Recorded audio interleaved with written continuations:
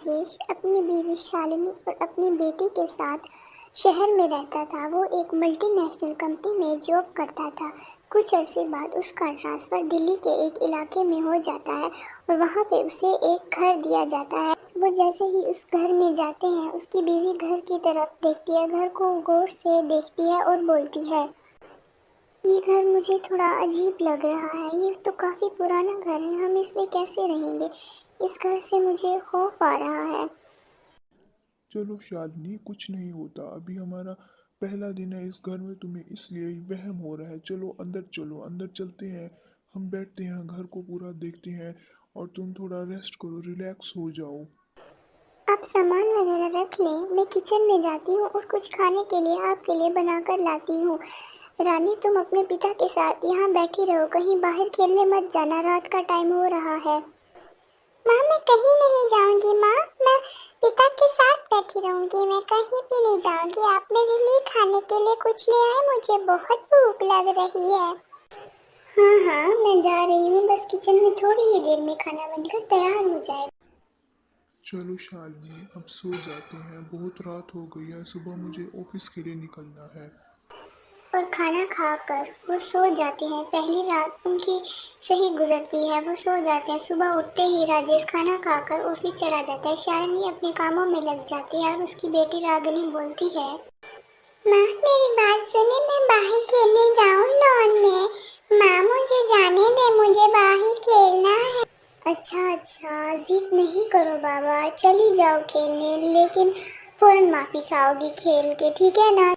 रागिनी खेलने बाहर चली जाती है और उसकी माँ शालिनी घर के काम में मसरूफ हो जाती है। वो घर की सफाई कर रही होती है कि अचानक से उसे कुछ सरसराहट महसूस होती है।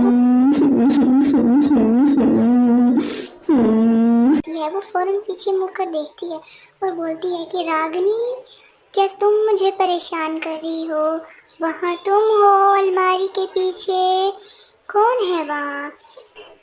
लेकिन वहाँ से कोई आवाज़ नहीं आती। फिर खामोशी हो जाती है। 2 मिनट के लिए शालिनी सोचती है कि वहाँ कौन होगा।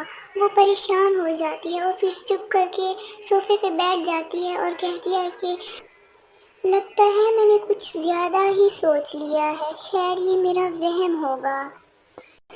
और ऐसे ही राजेश ऑफिस से वापस आता है, खाना खाते हैं, खाना खाकर वो सो जाते हैं। ऐसे ही एक और रात बीत जाती है और शालिनी एक रात सो रही होती है कि अचानक से उसे एक जोरदार चीख सुनाई देती है और वो फौरन उठकर बैठ जाती है। उसने उठे, मुझे ऊपर से कुछ आवाज़ें सुनाई दी। मुझे ऐसे लगा जैसे मुझे किसी ने जोर से पुकारा हो। अरे शालिनी, तुम भी सो जाओ, कुछ नहीं है, सो जाओ चुप करके। लगता है मैंने कोई बुरा सपना देखा है, चलो सो जाती हूँ मैं। सुबह को शालिनी जब किचन में खाना बना रही होती है तो वो विंडो से देखती है कि उसकी बेटी लॉन में बैठी किसी से बातें कर रही है। वो परेशान हो जाती है कि वहाँ कौन है, किससे बातें कर रही है रागिनी। वो जैसे ही अपनी बेटी के पास फौरन जाती है, वो अपनी बेटी के पास बैठ जाती है और बोलती है, रागिनी बेटा तुम किससे बातें कर रही हो? यहाँ तो तुम्हारे अलावा कोई नहीं है, तुम किससे बातें करती हो बेटा? बेटा मुझे बताओ, तुम किससे बातें कर रही थी? मम्मा, जब कोई नहीं होता तो मेरा दोस्त मेरे पास आता है और हम बातें करते हैं और हम खूब सारा खेलते हैं। उठो रागिनी, उठो यहाँ से, जल्दी चलो कमरे में। और अब मैं तुम्हें यहाँ लॉन में ना देखूं, चलो भागो यहाँ से, कमरे में चलो।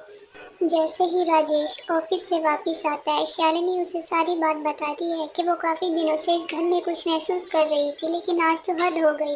रागिनी किसी के साथ बैठे लॉन में बातें कर रही थी और वो कह रही थी कि मम्मा ये मेरा दोस्त है।